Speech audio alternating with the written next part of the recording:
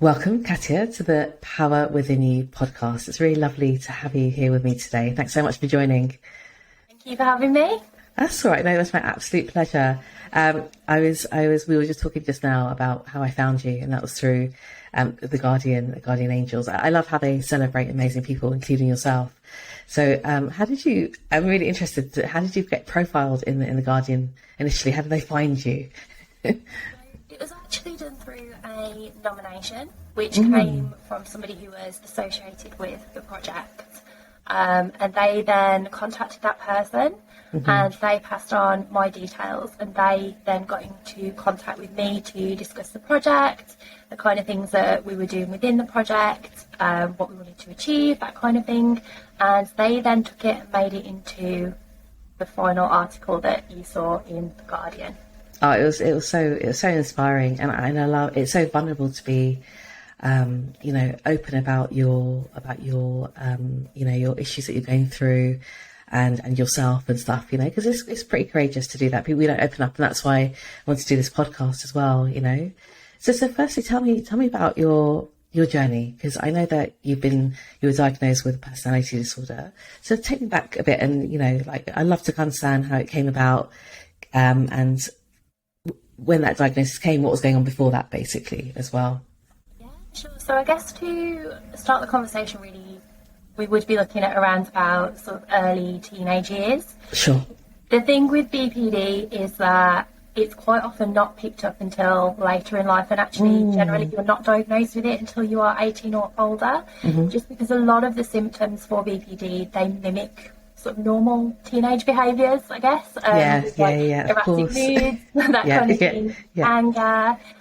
So for me, a lot of the things I was experiencing were quite normal for people my age. It was the intensity and the frequency, I think, which sort of made me feel like something wasn't quite right. But when you're that age, I think you don't often have the language to be able to describe what it is that you're experiencing. Yes, absolutely. That was definitely the case with me. Also, when I was at school, I was quite a high academic achiever. So in terms of the school, they never really sort of picked up on anything. And as awful as it is, I would sometimes maybe not behave in a way that was correct, maybe with emotional outbursts and that kind of thing. But because I was quite clever, I got away with it. Yeah. So because you're a teenager, right? So you kind of know how to play the system and how to talk to people and stuff, right? Yeah, absolutely.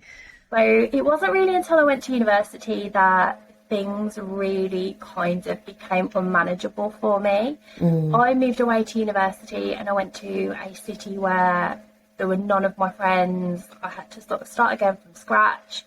I didn't have family support because of the distance. And without having that network of support, things kind of started to unravel quite quickly.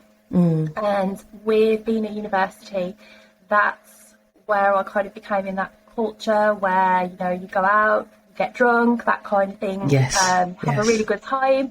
So to a certain degree, you just kind of excuse things as being part of the university culture. Absolutely. But for me, it was actually becoming quite problematic, and it was especially noticeable in things with my relationships with other people.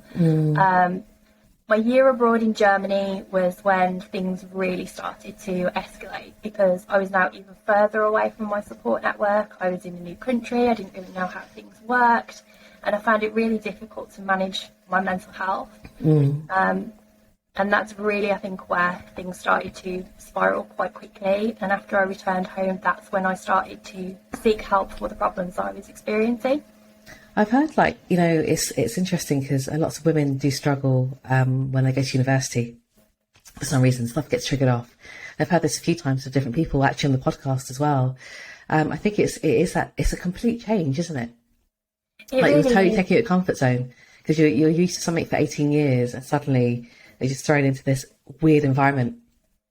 And you either sort of thrive or you sort of don't thrive, basically, it's, especially if things have been sort of hanging around for you and you've been struggling anyway previously.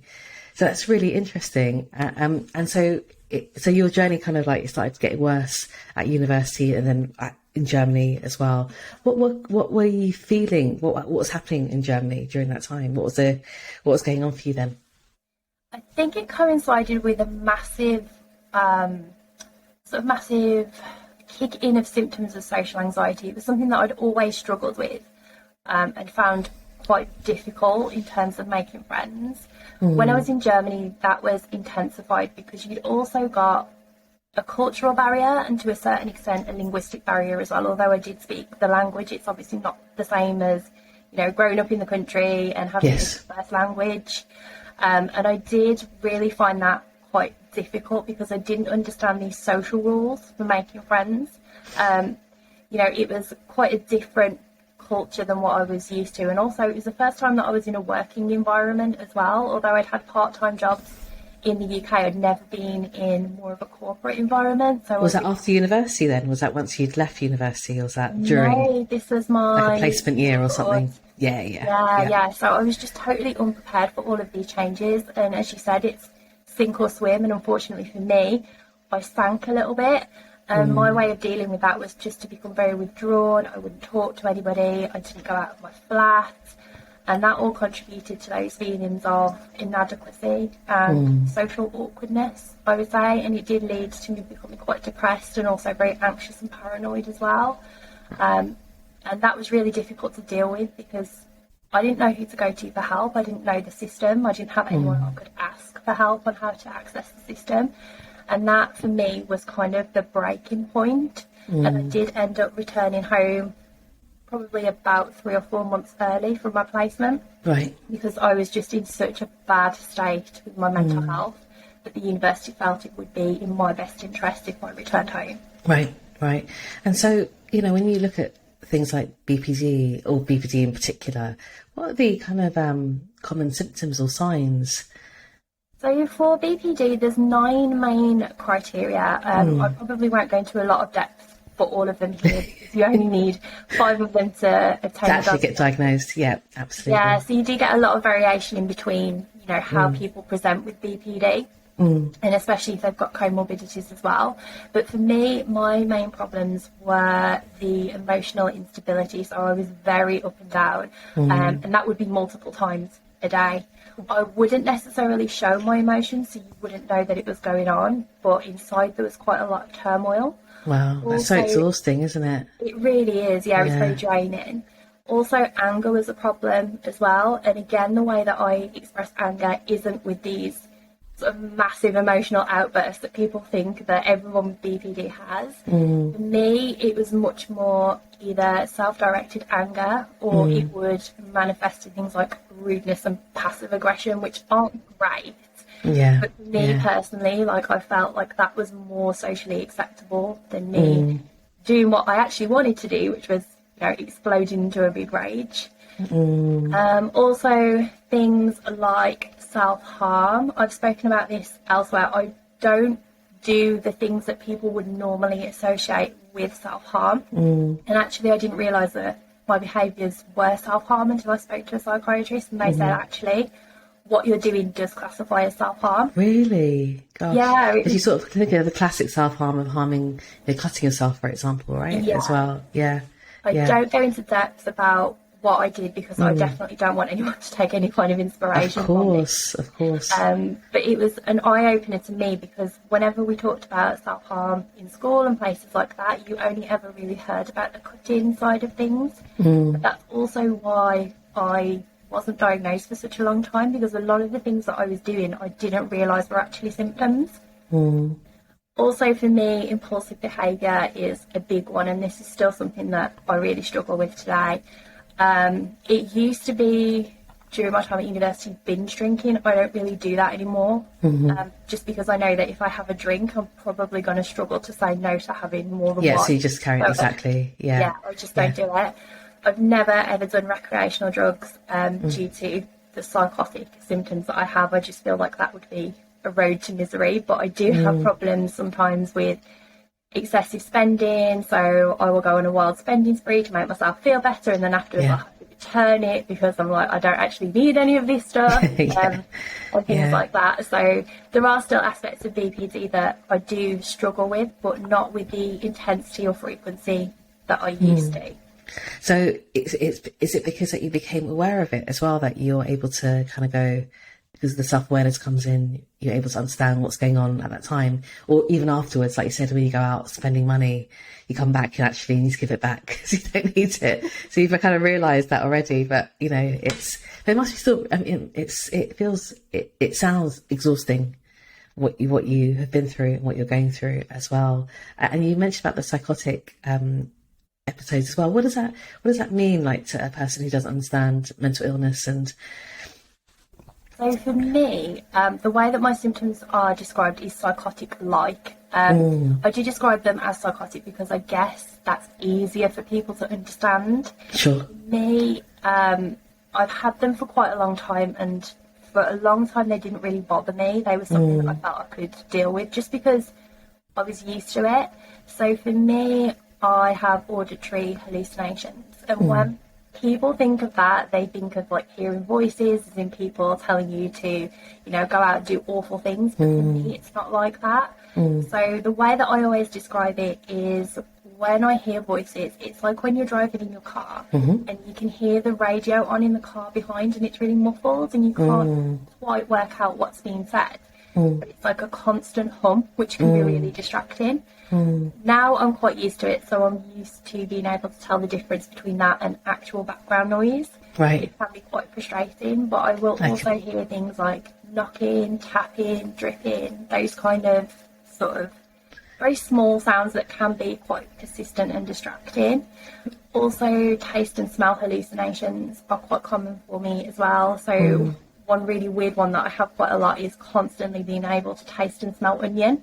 That's a good thing or a bad thing? I mean, of all the things. So that sucks because it's something else. It could be chocolate. Exactly. I don't get anything good. Oh, bless you.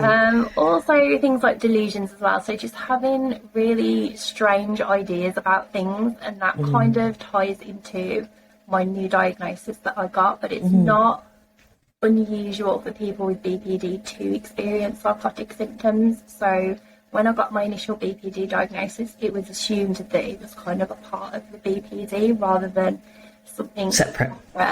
Yeah, exactly.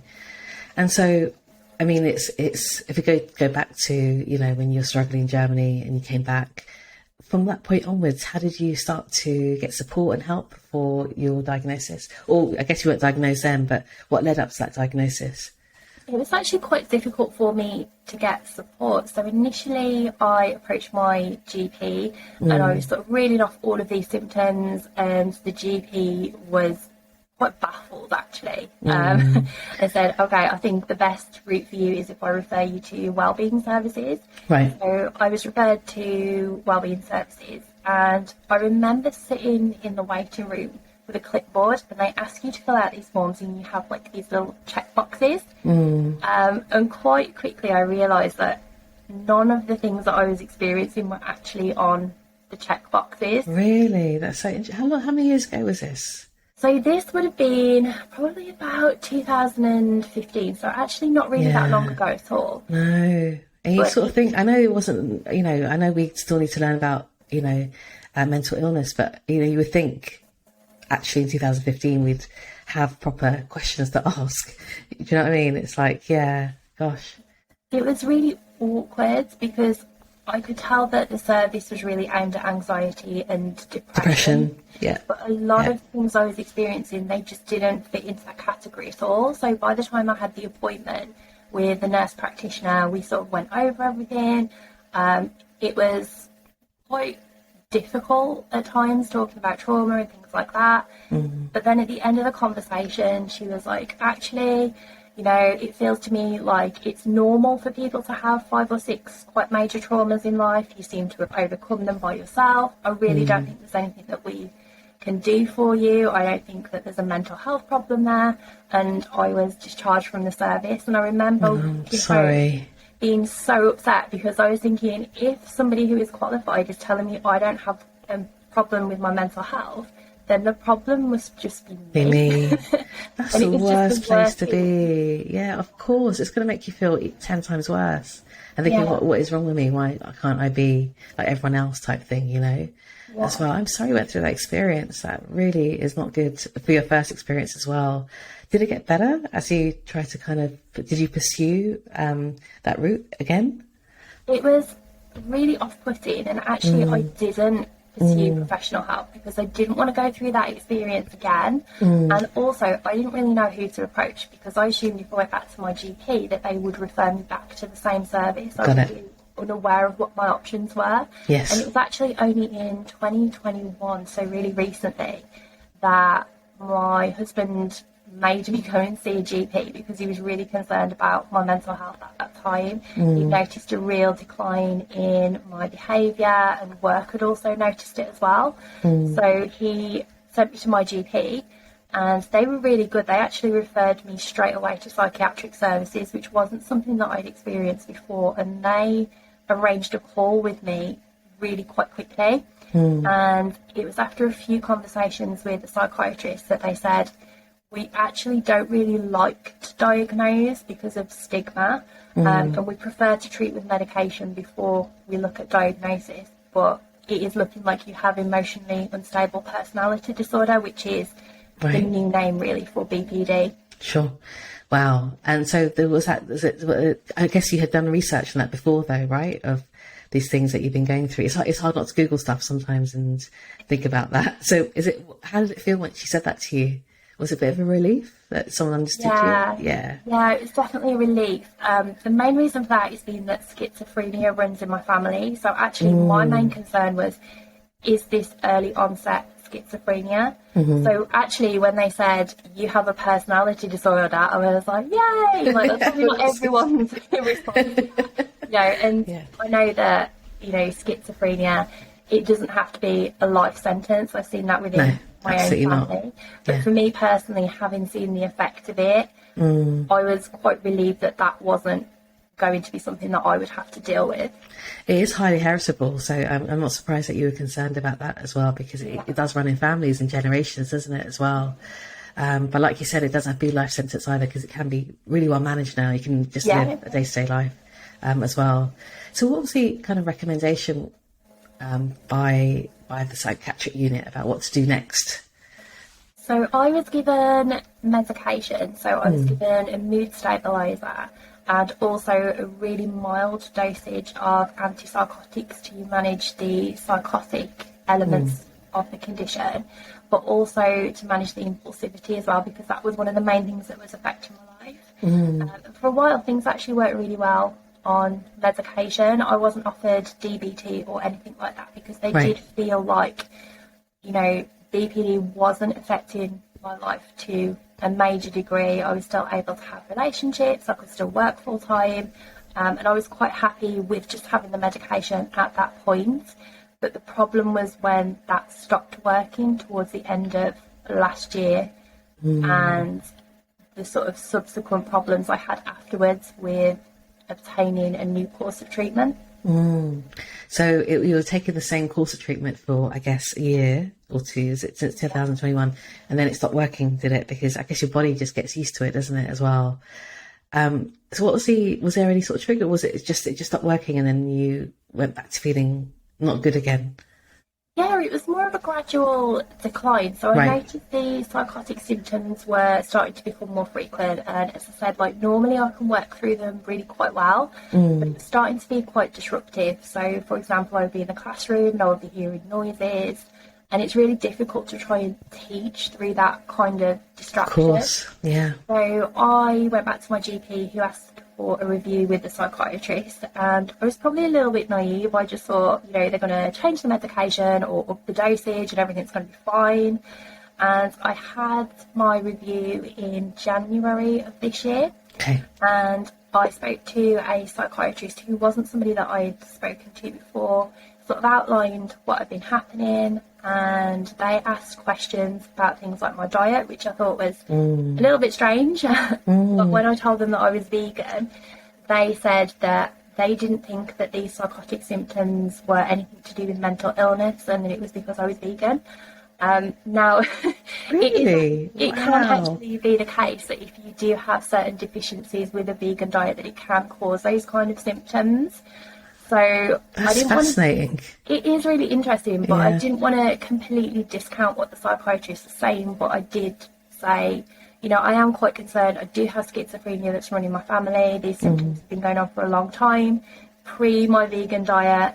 And he was like, no, I don't think that you've got any kind of medical problem.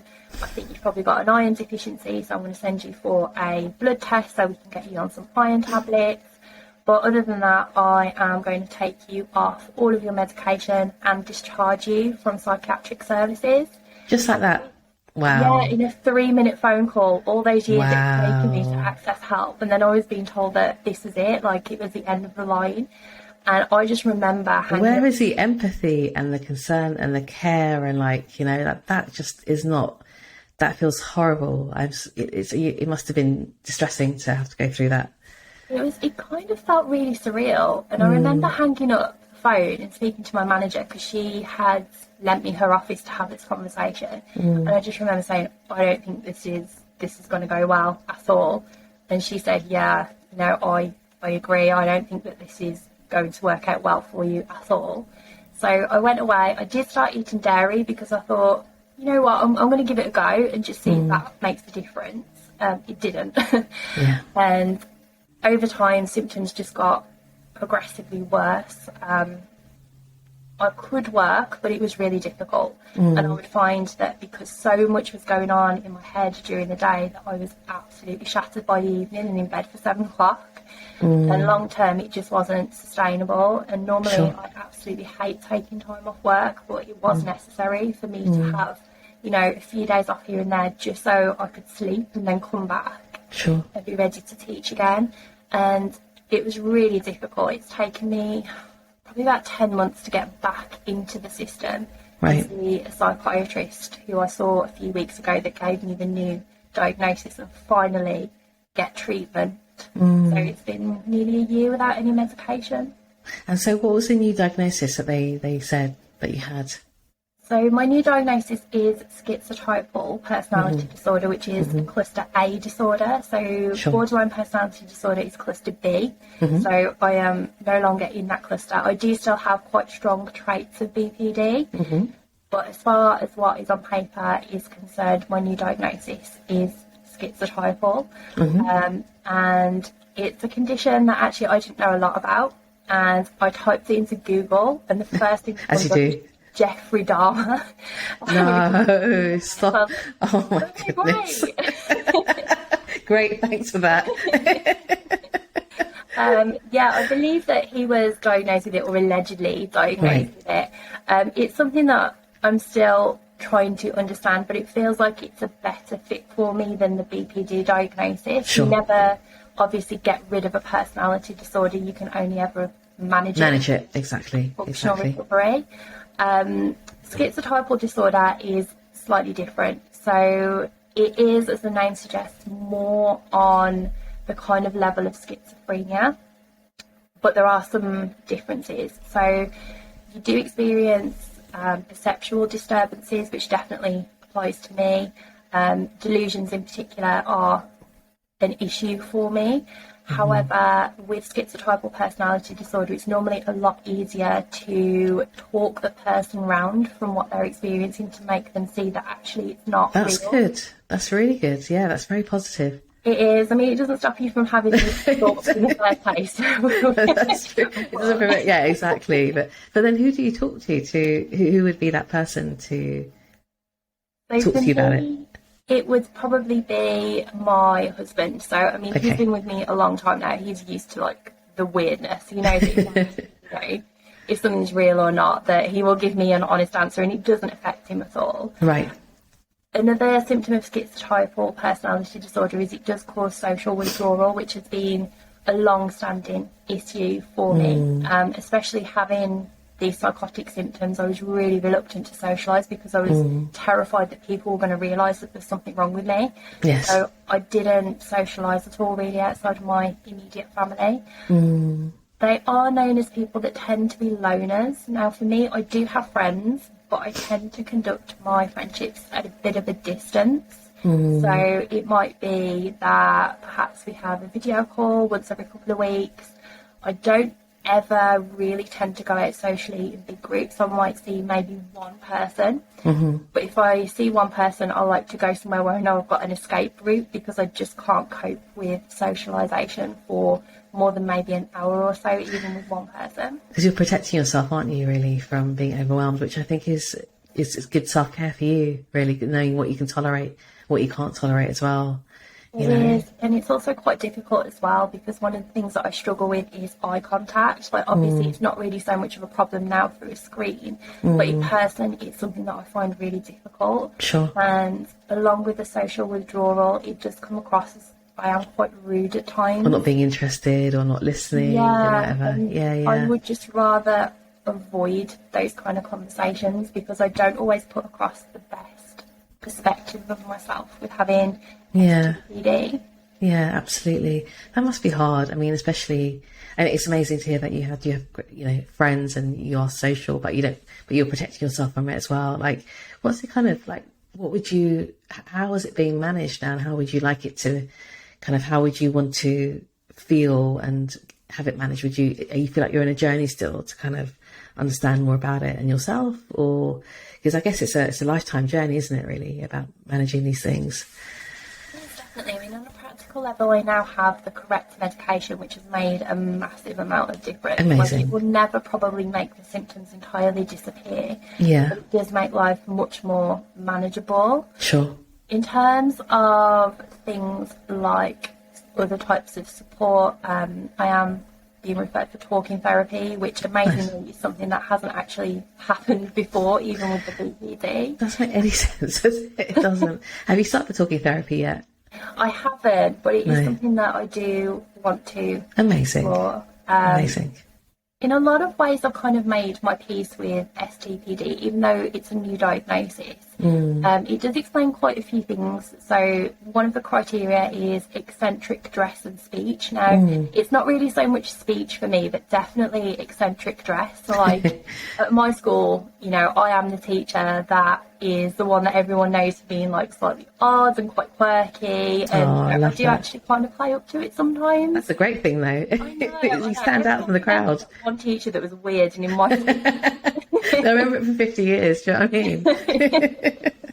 I love that. I think it's so wonderful for you to kind of make most of it as well, It is, and I think, probably the biggest obstacle for me was being very much in that mindset of I have BPD and identifying a lot with that diagnosis. But then when you get a new one, it almost affects how you see yourself in terms of your identity. Yes. Because I think for me, because I do so much work around borderline personality disorder and destigmatisation, when I got my new diagnosis, I actually thought, what if people don't believe me anymore? What if they don't find me credible because I am no longer a part of the cluster B community, which is, ridiculous. Yeah. But it was quite a big fear, because I'd done so much for this community. Sure. But now all of a sudden I didn't feel like I belonged and was a part of it.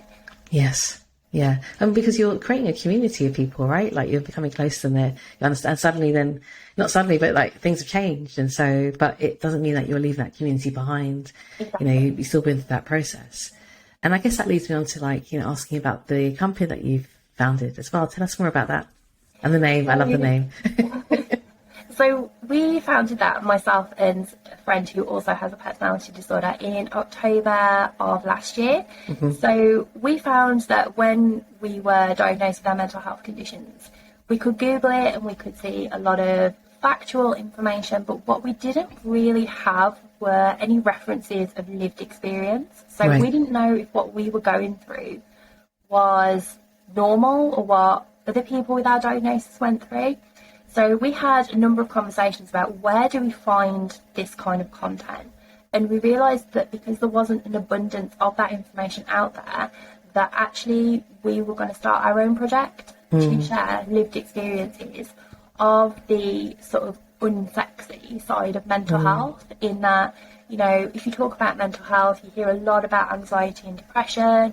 sometimes bipolar, sometimes PTSD. But do you ever hear about things like narcissistic personality disorder or antisocial personality disorder? No. And people quite often don't want to talk about those kind of disorders because it's not easy to find a way to talk about them positively. I think that's probably the best way of putting it.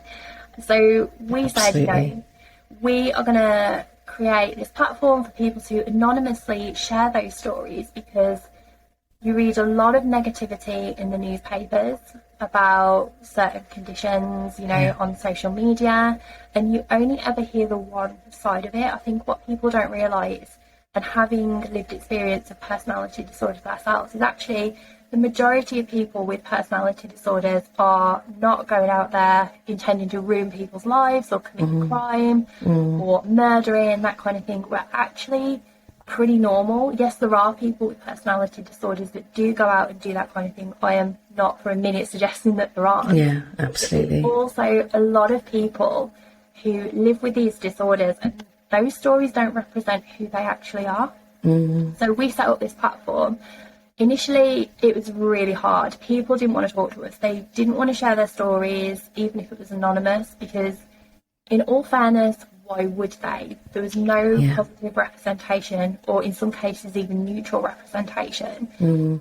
So we started it by asking around the people that we knew. Because of our experiences, we had quite good links with people with personality disorders and other mental disorders. So within our social circle, we gathered a small amount of stories, which were the first ones that were uploaded.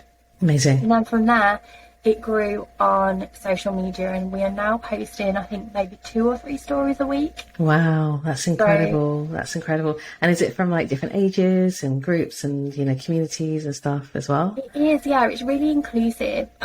We have so many different kinds of people who contribute. We have people from the LGBTQ plus community who talk about their experiences, people with comorbidities, physical disabilities, you know, whole sections of the community. Everyone is welcome to share their story, and it's even more important with minority sections of the community, because they quite often don't have a voice at all. No. So we do try and give a platform to as many people as we possibly can.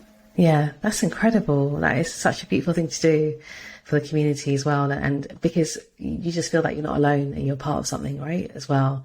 And from that, where is that, by the way? So how can people sort of access it? So there's 2 ways of accessing it. We have recently moved domain. We were at www.livesnotlabels.co.uk. We have now moved to livesnotlabels.com. So we've moved the platform over. We also have an Instagram at livesnotlabels, and we've got the link to the website on there as well. Oh, brilliant. I think that's amazing that you've done that, because you know, I think it's so important to highlight what all people of all walks of life, what they go through, you know, and some people just live with their illness, I suppose, as well. Like, it's really interesting. I've been doing an MSc in the psychology, neuroscience, of mental health, and I think I was learning about ASD, which is autism spectrum disorder, but it gets mainly diagnosed in white communities from a higher social class, and other people don't really understand it.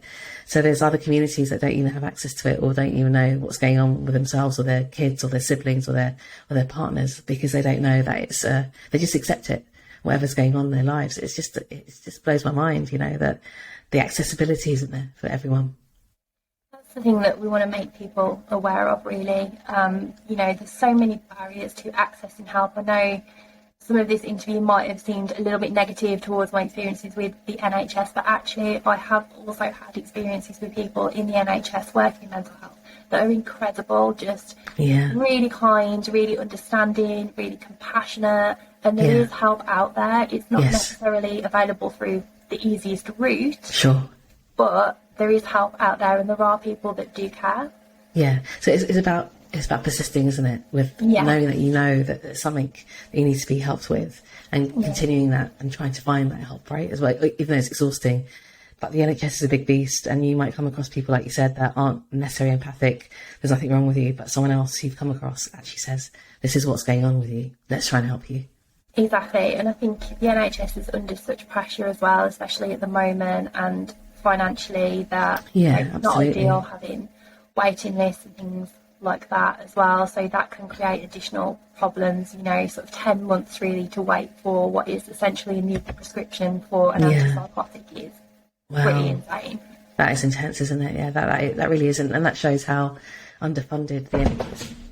My phone just fell. Get it edited out. It will be, yeah, it is. It just shows how much the NHS is underfunded in mental health, and I think that I'm hoping that that will improve as we go on, because especially after COVID, people need the help, right? They need the support as well in their communities, and be able to like see someone quickly when they're struggling. I think. And I Amazing, think there's more awareness now as well on things like social media. Like, there's more information out there about personality disorders. Like, some of it obviously is not 100% correct, but the information is there, and people are starting to realise that actually this might apply to me, which is a good thing. Yeah. And stigma is preventing them from accessing that help. Absolutely. So one of the important things that we want to do is really try and tackle that stigma to make it easier for everybody to recognise that they have a problem and then be able to seek help for it. Yeah, indeed. That's very true. I think it's remarkable, your journey and what you've gone through. I think you're a complete inspiration to other people as well. I always ask this one question actually as well to everyone on the podcast, but I ask, how do you find the power within you to kind of manage your mental health now and for the future? So what things are you doing for yourself to help you through the tough times? I think for me the project has been the main inspiration. Yes. Just knowing that that the project is really helping other people, that is my main focus at the moment. Yes. But also having plans for the future is a big motivator for me. So working towards my goals, having something to focus on is definitely a big driving force for me, because I spent quite a lot of my time thinking that actually, maybe I wouldn't have the future that I wanted and I wouldn't be able to work towards it because of my mental health. And gradually I'm starting to realise that actually that's not the case. Yes, there are barriers and my route may not be conventional, but there's nothing to stop me from getting from where I want to be. Good for you. I love to hear that, right? Because you just want to crack on regardless of what you're going through. You want to progress your life. You want to do other things in your life as well. So I think that's really admirable as well, because some might sod it, like I'm just going to carry on anyway, right? Which I love. That's resilience, isn't it? That really is resilience to do that. That's beautiful. That's really, really lovely. And so you've got the website. Is there any sort of where else someone can contact you to talk about what they're going through or ask you questions about what you've talked about in the podcast? Yeah, sure. So actually, if you visit the website, there is the option to contact us. So there's a little form that is at the bottom of each page. Amazing. Or you can contact us on the email address that's also under the contact section as well. We don't offer any kind of mental health advice or professional services and things like that. So we can't advise you on that kind of thing, but we always recommend any feedback. And if anybody does want to share their story with us, that is always extremely gratefully received as well. Brilliant. That sounds good. So I would say to people listening, if this is something that you are going through and you need support and a community, then please do visit the website as well. But Katja, it was really lovely to have you on the Power Within You podcast today. Thank you so much for joining me. You're an amazing woman, and I wish you all the best going forwards. Thank you very much. Thank you for having me. Thank you.